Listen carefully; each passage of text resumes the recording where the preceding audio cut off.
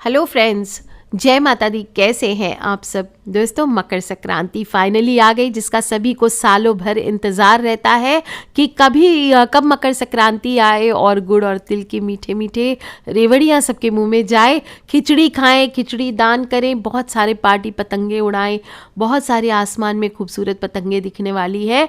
और दोस्तों इस बार तो बहुत ही खूबसूरत पुण्य काल में ये मकर संक्रांति आ रही है। पौष महीने के शुक्ल पक्ष की द्वादशी तिथि है। इसके साथ साथ ब्रह्म योग भी है, मित्र मानव योग बन रहा है, आनंदी योग में रोहिणी नक्षत्र रहने वाला है, यानी आनंद ही आनंद है। और इस बार मकर संक्रांति की शुरुआत जो है ये शुक्रवार से हो रही है, यानी शुक्रवार युक्त होने के कारण मिश्रित फलदायक होने का अनुमान है। और मकर संक्रांति को सूर्य धनु राशि से निकलकर मकर राशि में प्रवेश करेंगे। यूं तो सूर्य का परिवर्तन हर माह में होता है, लेकिन इस राशि में प्रवेश करने के विशेष मायने होते हैं। मकर राशि में आकर सूर्य देव का मिलन अपने पुत्र शनि देव से और बुध ग्रह से होता है, जहां पर वो 1 महीने तक रहने वाले हैं।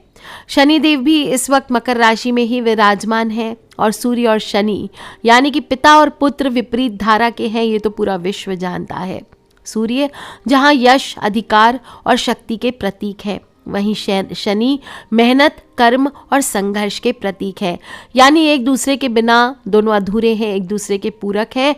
और इसका असर सभी राशियों पर देखा जा सकता है। सूर्य का राशि परिवर्तन 14 जनवरी को दोपहर में हो रहा है।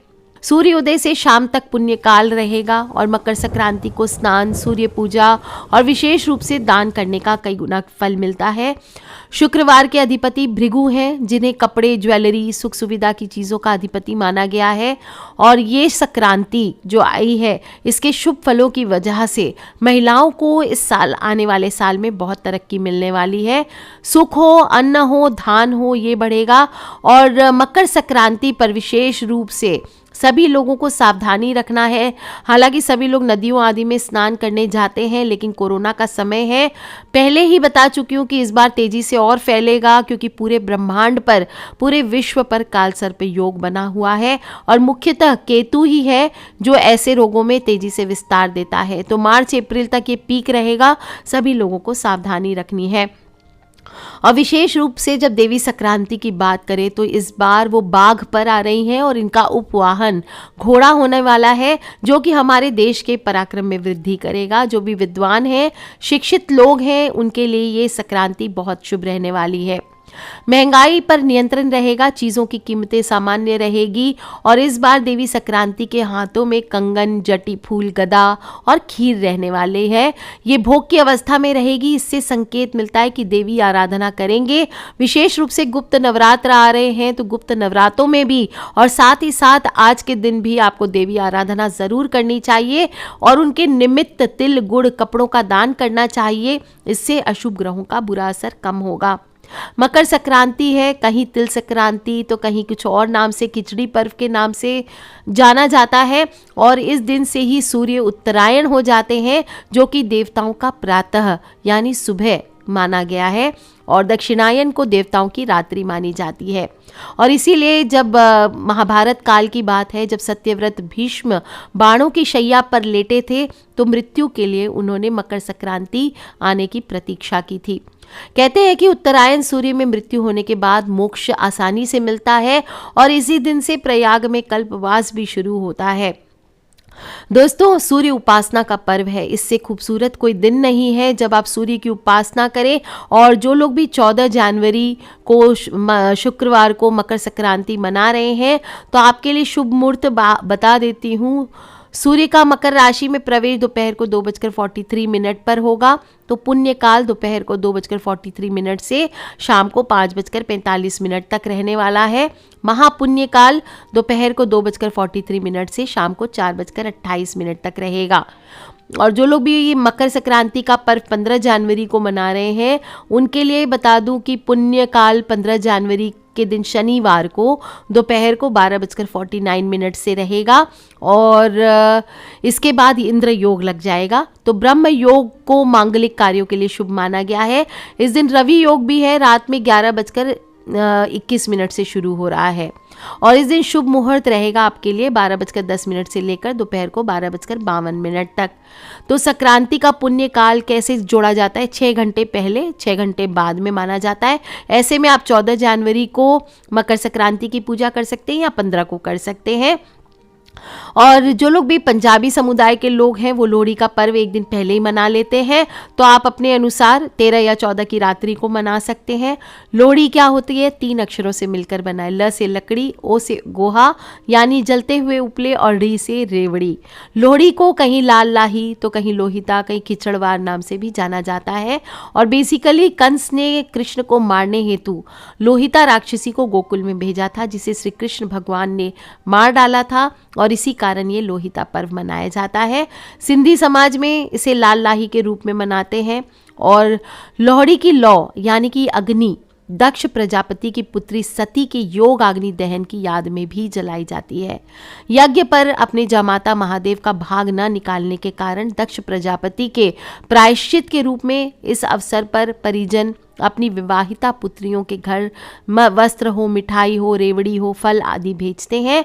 और लोहड़ी का पर्व मूलतः आद्य शक्ति श्री कृष्ण और अग्निदेव के पूजन का पर्व है। इससे दुर्भाग्य दूर होता है, पारिवारिक कलेश समाप्त होता है और सौभाग्य की प्राप्ति होती है। और फिर अगले दिन, लोहड़ी जलाने के अगले दिन, दान और दान की परंपरा भी आती है। इसके बारे में तुलसीदास जी ने कुछ बहुत ही खूबसूरत शब्दों में कहा है। माघ मकरगत रवि जब होई, तिरत पतही आव सब कोई, देव दनुज के नर नर श्रेणी, सादर मज्जही सकल त्रिवेणी। यानी माघ माह में जब सूर्य मकर राशि पर जाते हैं तब सब लोग तीर्थराज प्रयाग को आते हैं। देवता हो, दैत्य हो, किन्नर हो, मनुष्यों के समूह हो, सब आदर पूर्वक त्रिवेणी में स्नान करते हैं। और इस दिन स्नान करके सूर्य पूजा या यूं कहें कि सूर्य साधना करने का विधान है। सूर्य साधना से क्या होता है? आरोग्य, जीवन की प्राप्ति होती है। और कोरोना को बीट करने का सबसे खूबसूरत समय है कि हर कोई अपने अपने स्थान पर रहकर ही सूर्य साधना करे, क्योंकि मनुष्य का शरीर अपने आप में सृष्टि के सारे क्रम को समेटा हुआ है। और जब ये क्रम बिगड़ जाता है तभी शरीर में दोष उत्पन्न होते हैं, और कोरोना हो या कोई भी बड़ी बीमारी हो, इसका आगमन होता है। और शरीर के साथ मन के भीतर भी दोष उत्पन्न होते हैं। तो सभी तरह से, सभी बीमारियों से नाभि चक्र हो, सूर्य चक्र का उद्गम स्थल माना जाता है हमारे शरीर में, और बाहर में शक्ति का स्तोत्र बिंदु के रूप में सूर्य होता है। तो दोनों को एक करना है, और मकर संक्रांति ये समय है कि हम दोनों को एक करके इसका पूरा पूरा लाभ उठाएं। बाहर का सूर्य अनंत शक्ति का स्रोत है, और जब इसको हम भीतर के सूर्य चक्र से जोड़ देंगे तब अनंत शक्तियों के अधिकारी बन जाएंगे। कोई भी प्रकार की रोग हो, बाधाएं हो, आपके पास नहीं आ सकती। बाहर का सूर्य तो साल के 365 दिन जागृत होता है, लेकिन भीतर के सूर्य तत्व को आप किसी दिन ही जगा सकते हैं। और मकर संक्रांति यानी 14 जनवरी वो उत्तम अवसर है जब इस साधना को संपन्न करके आप अपने नाभि चक्र यानी कि सूर्य चक्र को भी जागृत करके रोगों से मुक्ति पाकर आरोग्य जीवन को प्राप्त कर सकते हैं। तो कैसे करनी है ये सूर्य की साधना? सिर्फ 1 लोटा जल एक तांबे के लोटे में लेना है, और आपको शुभ मुहूर्त में स्नान कर लेना है। स्नान के पानी में काला तिल डालिए, गंगा जल मिला लीजिए, और साफ शुद्ध वस्त्र पहने।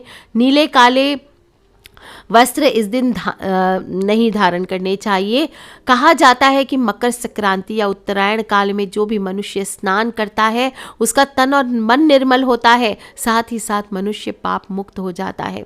सभी हो लोग, चाहे स्त्री हो पुरुष हो, सभी को इस दिन समय से स्नान करना चाहिए, ताकि मनुष्य जीवन पर्यंत रोगी नहीं रहता, निर्धन नहीं बना रहता है। और जो भी मनुष्य इस दिन स्नान नहीं करता वो जीवन पर्यंत तक रोगी और निर्धन रहता है। और फिर आपको स्नान करने के बाद, स्वच्छ वस्त्र धारण करने के बाद पूरब मुखी होकर के सूर्य देव का विधिवत पूजन और साधन करना चाहिए। क्या करेंगे? 1 तांबे के लोटे में पानी भर लीजिए। जल भरे तांबे के कलश में थोड़े काले तिल, गुड़, उड़द, शहद, सिंदूर मिला लीजिए। तांबे या माटी का ही दीपक ले लीजिए, उसमें तिल का तेल या घी का दिया जलाना चाहिए, और गुलाब की अगरबत्ती या तगर की अगरबत्ती या चंदन की अगरबत्ती जलानी चाहिए। रोली चढ़ाइए, अशोक के पत्ते हैं तो वो चढ़ाइए, लाल रंग का फूल चढ़ाइए, और फिर रिम रवये कालाय नमः, या ओम सूर्याय नमः, ओम भास्कराय नमः, ओम आदित्याय नमः, या फिर ओम रिम रिम सूर्याय नमः, या फिर आप गायत्री मंत्र का जप कर लीजिए। कम से कम 2 माला का जप तो वहीं बैठ करके कीजिए। ओम भूर्भुवः स्वः तत्सवितुर्वरेण्यं भर्गो देवस्य धीमहि धियो यो नः प्रचोदयात्। इनमें से जो मंत्र आपको आसानी से आता है उसका उच्चारण कर सके उसका उपयोग करें और फिर सूर्य देव को अर्घ्य दें, उनको वो जल अर्पित कर दीजिए। और जो लोग भी आमदनी में बढ़ोतरी चाहते तो 1 रुपये का सिक्का भी उसी में डाल लीजिएगा मंत्र जप करने के पहले, और बाद में उस सिक्के को निकाल करके आपको अपने पर्स में रख लेना है। आप देखेंगे धन धान्य से आपका घर भरपूर रहेगा और निरोगी जीवन, निरोगी काया आपको प्राप्त होगी। दोस्तों, इस दिन जो लोग भी 15 को कर रहे हैं उनको सूर्य देव की पूजा के बाद शनि देव को काला तिल ज़रूर अर्पित करना चाहिए, क्योंकि आज के दिन सूर्य और शनि देव को काले तिल अर्पित करने से दोनों ही प्रसन्न होते हैं। और 15 जनवरी को मकर संक्रांति मनाएंगे तो शनि देव की पूजा अवश्य करें। और इस दिन गुड़ और तिल बांटे भी जाते थे। 6 प्रकार से तिलों को यूज़ करना चाहिए। तिल से उपटन बनाकर इस दिन तिल को कूट करके उसका उपटन शरीर पर लगाने से सौंदर्य में निखार आता है, व्यक्ति खूबसूरती पाता है। स्नान के जल में काले तिल मिला करके स्नान करने से औषध स्नान माना जाता है।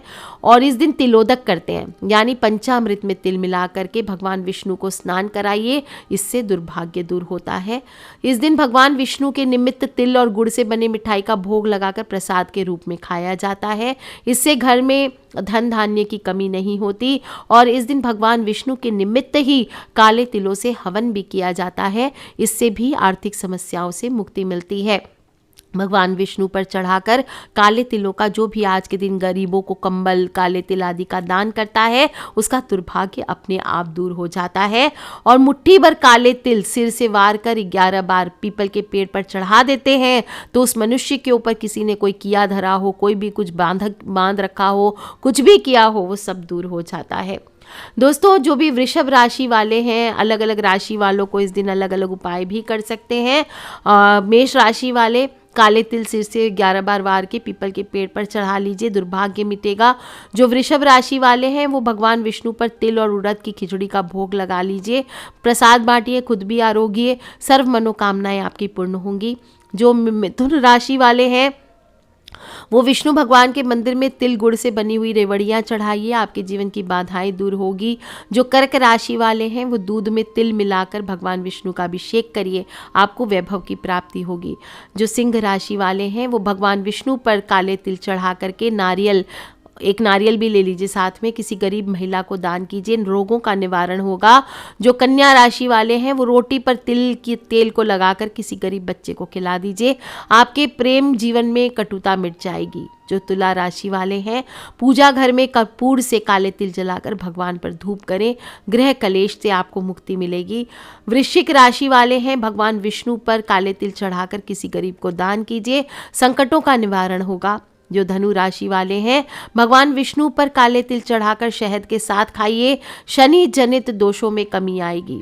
जो मकर राशि वाले हैं वो आटे और काले तिल की रोटी काले कुत्ते को खिलाइए, नज़र दोष का निवारण होगा। जो कुंभ राशि वाले भगवान विष्णु के निमित्त तिल के तेल का 11 मुखी दीपक जला सकते हैं, आर्थिक संकट दूर होंगे। और मीन राशि वाले विष्णु भगवान पर काले तिल चढ़ा करके पीले कपड़े में बांधकर किचन में रख दीजिए, धन धान्य में वृद्धि करेगा। दोस्तों, कुछ करे ना करे धन वृद्धि के लिए काला तिल ले लीजिए थोड़ा सा, और एक सिक्का अंजलि में लेकर ओम लक्ष्मी पतये नमः इस मंत्र को पढ़ते हुए सिक्का और तिल पानी में बहा दीजिए। आपके धन धान्य से रिलेटेड जो भी बाधाएं होगी, अड़चने होगी, समस्याएं होगी, वो दूर हो जाएगी।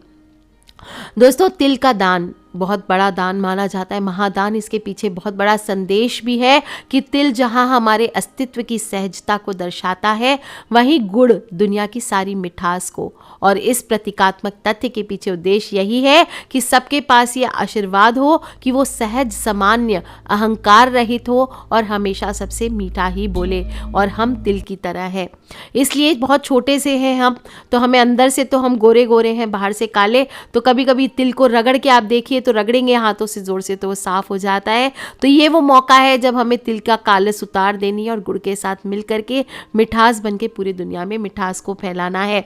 दोस्तों छोटे छोटे उपाय बताए हैं मैंने, बिल्कुल कीजिए। 6 प्रकार से तिलों को आज के दिन यूज़ कीजिए और साथ ही साथ खूब सारी खिचड़ी भी खाइए। इस दिन खिचड़ी खाने और खिलाने का भी पर्व है, तो वो भी कीजिए। और सभी के साथ मिलकर के खूबसूरत सा मकर संक्रांति का पर्व है, बिना किसी लड़ाई झगड़े कलेश किए आपको इस त्योहार को मनाना है। साथ ही साथ एक दो बातें का आपको ध्यान रखना है। आज के दिन सभी पति पत्नी को चाहिए कि ब्रह्मचर्य का पालन ज़रूर करें। आज के दिन आपको ध्यान रखना चाहिए, शरीर पर तेल नहीं लगाना चाहिए, उपटन कर सकते हैं। हजामत नहीं बनाना चाहिए, यानी शेविंग बियर्ड आदि नहीं कराने, बाल नहीं कटाने हैं। और नए काम, नए कोई भी उद्यम आपको नहीं शुरू करने चाहिए। आज के लिए आज के दिन विवाह भी नहीं करने चाहिए, ये भी निषेध बताया गया है। तो कर लीजिए उपाय दोस्तों, और अपने फ्रेंड्स, फैमिली, मम्मी पापा, भाई बहन, बच्चे सभी को आप संक्रांति की बधाइयाँ तो देंगे ही देंगे। साथ ही साथ इस वीडियो का लिंक भी दीजिए तो सभी लोग जान सके कि मकर संक्रांति पर हम जो भी करते हैं इसका खास महत्व क्या है, इस दिन का फायदा क्या है, और संक्रांति देवी इस बार किस वाहन पे आई है, तो क्या इसके फल होने वाले हैं, कौन से पुण्य काल है, सभी मैंने बताने की कोशिश की है। कुछ रह गया हो तो प्लीज़ मुझे वीडियो के नीचे ज़रूर लिख के पूछ लें, और सभी लोग राशि अनुसार अगर हो सके तो उपाय ज़रूर करें। Take care friends, love you all, जय माता दी, बम बम भोलेनाथ की। आप सभी को मकर संक्रांति की हार्दिक हार्दिक शुभकामनाएं। Take care friends, love you all, जय माता दी, बम बम भोलेनाथ की।